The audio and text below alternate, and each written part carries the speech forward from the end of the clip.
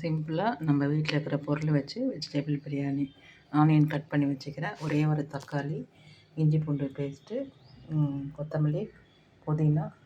நான் காய் வந்து கேரட்டு, பீன்ஸு, மீல் மேக்கர் கொஞ்சம் போடுறேன்.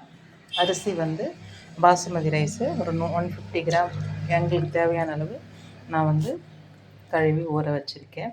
ஸோ இப்போ எப்படி செய்யலான்னு பார்க்கலாம் வாங்க. ஸ்டவ் பற்ற வச்சு பாத்திரம் வச்சுருக்கேன். நான் குக்கரில் வைக்காமல் பாத்திரத்தில் எப்படி செய்யறது நான் சொல்கிறேன் சிம்பிளாக. இப்போது தேவையான எண்ணெய் நம்மளுக்கு எவ்வளோ வேணுமோ அவ்வளோ போட்டுக்கலாம். நான் ஒரு 2-3 ஸ்பூன் போடுறேன். ஸ்டவ் வந்து நான் எப்போவுமே கொஞ்சம் மீடியம் ஃப்ளேம் தான் வச்சுப்பேன். அப்போ நம்ம டக்குன்னு அடுத்து போடுறதுக்கு நம்மளுக்கு ஈஸியாக இருக்கும் இல்லைங்களா, தீஞ்சு போகாது. எண்ணெய் நல்லா காயட்டும்.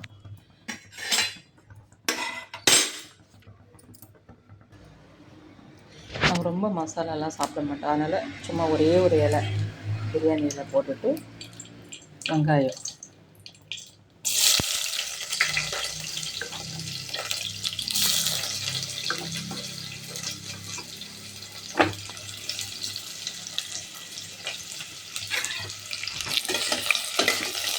ஒரு 3 வெங்காயம் சின்னதாக இருக்குன்னா நான் ஒரு 3 போட்டிருக்கேன்.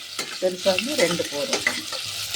அதிக வெங்காயம் இருந்தால் டேஸ்ட் ஆகிடும். இப்போ இது நல்லா வதங்கட்டும். வதங்கின பிறகு பார்க்கலாம். இது வெங்காயம் பாருங்கள், இந்த அளவுக்கு வதங்கிடுச்சு. நம்ம இந்த எண்ணெயிலே மிளகாத்தூள் போட்டோம் அப்படின்னா கொஞ்சம் இந்த பச்சை வாடை வந்து போயிடும். இப்போ நான் இந்த 1.5 டம்ளருக்கு உண்டான 150 கிராம் அரிசிக்கு கொஞ்சம் மிளகாத்தூள், ஒரே ஒரு ஸ்பூனு தனியா பொடி,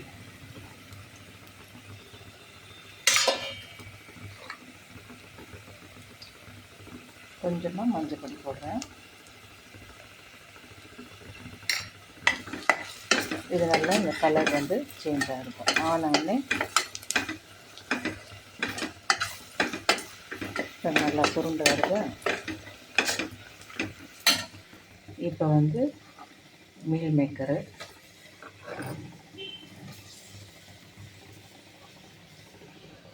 கழுவி கட் பண்ணி வச்ச வெஜிடபிள்ஸு.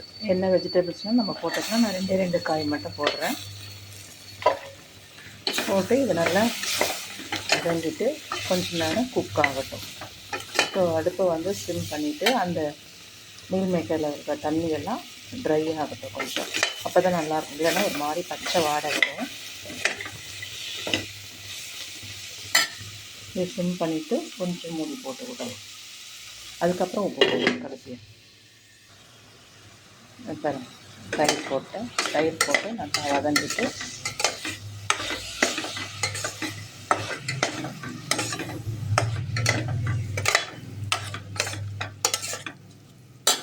இப்போ தேவையான அளவு உப்பு போட்டுக்கலாம்.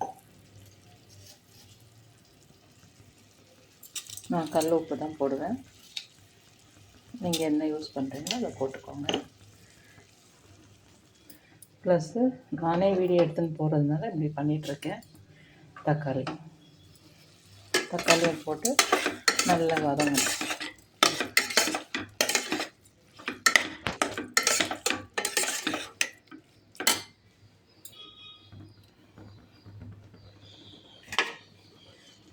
வதங்கும்போது கொஞ்சம் கருவேப்பிலை, நமக்கு புதினா எவ்வளோ வேணுமோ அவ்வளோ போட்டுக்கலாம். இது வந்து தம் போடும்போது நம்ம அந்த கொத்தமல்லி போட்டால் போதும். அப்போ வந்து வாசனையாக இருக்கும் நல்லா. ஸோ புதினா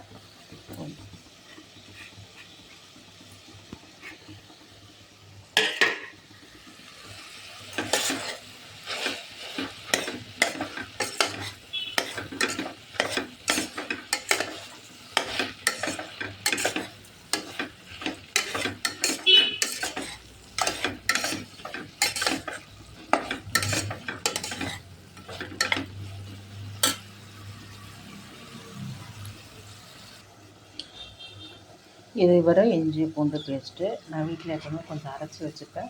அது நமக்கு எவ்வளோ, சில பேருக்கு வந்து இஞ்சி பூண்டு பேஸ்ட்டு அந்த ஃப்ளேவர் வந்து கம்மியாக பிடிக்கும். நான் கொஞ்சம் மீடியமாக போடுறேங்க.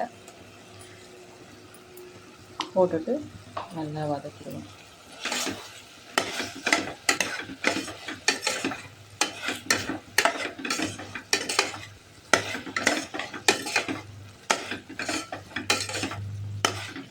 இருக்கிற தண்ணி எல்லாம் ட்ரை ஆகிடுச்சு பாருங்கள்.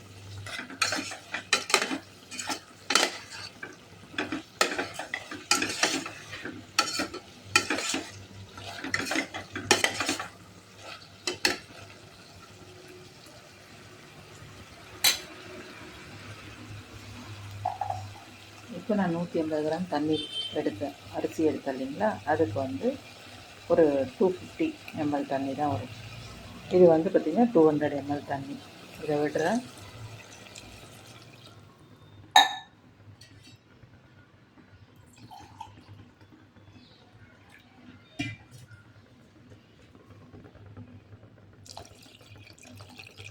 அவ்வளோதான். இப்போ வந்து உப்பு காரெல்லாம் நீங்கள் பார்த்துக்கோங்க.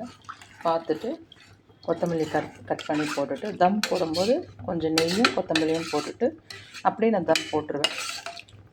தவாலாம் வைக்க மாட்டேன். பாருங்கள், தண்ணி நல்லா கொதிக்குது. நான் தண்ணி வந்து வடித்து வச்சுருக்கேன் அரிசியை. ஸோ இதை வந்து கொட்டிடலாம்.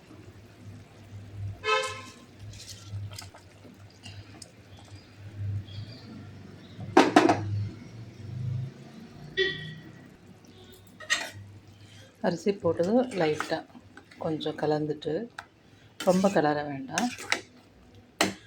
இது நல்லா கொதிச்சு கொஞ்சம் தண்ணி இருக்கும்போது சிம் பண்ணிவிட்டு கொத்தமல்லியும் கொஞ்சம் நெய்யும் போட்டு அப்படியே மூடி போட்டுருவோம். இது கொதிக்கிட்டோம் ஃபுல்லாக.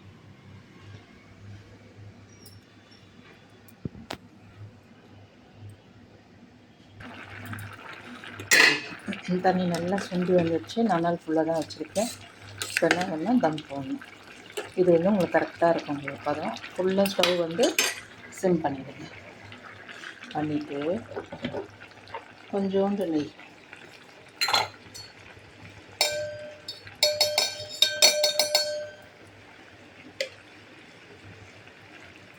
பாருங்க, இவ்வளோதான் நான் போடுறேன். இந்த சாப்பாட்டுக்கு போட்டுட்டு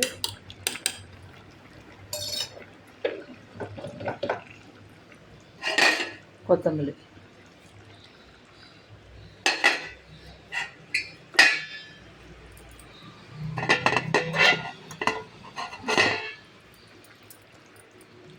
இது கிளற வேண்டாம், அப்படியே இருக்கட்டும். இது அப்படியே ஃபுல்லாக ஸ்டவ் கம்மி பண்ணிவிட்டு தம் போட்டு மூடிட்டு ஒரு 10 நிமிஷம் இல்லை 15 நிமிஷம் வச்சுக்கோங்க. வந்து பார்த்தா உங்களுக்கு சாப்பாடு ரெடி ஆகிடும். நடுவில் ஒரு தரம் எடுத்து லைட்டாக அப்படியே கலரி கொடுத்தோம் அப்படின்னா அந்த நெய்யும் கொத்தமல்லியும் நம்மளுக்கு மிக்ஸ் ஆகிடும். தண்ணியெல்லாம் பார்த்திங்களா கரெக்டாக ஆகிடுச்சு. லைட்டாக ஜென்டிலாக கலரி கொடுத்துட்டு இன்னும் கொஞ்சம் நேரம் வெந்தால் சாப்பாடு சரியாயிடும்.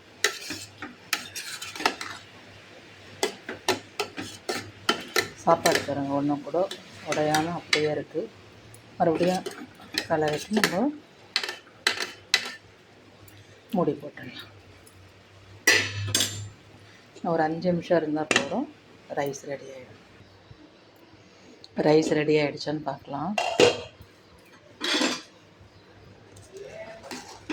பாருங்க, தண்ணியெல்லாம் இல்லாத ஃபுல்லாக ட்ரை ஆகிடுச்சு பாருங்கள்.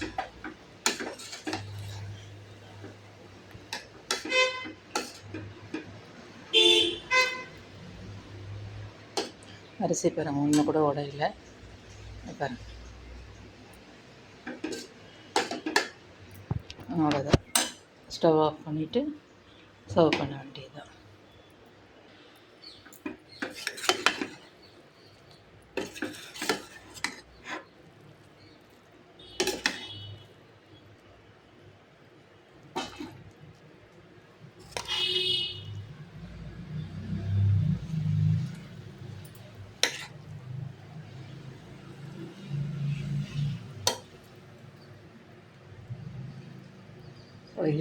இதே மாதிரி நீங்கள் செஞ்சு பாருங்கள்.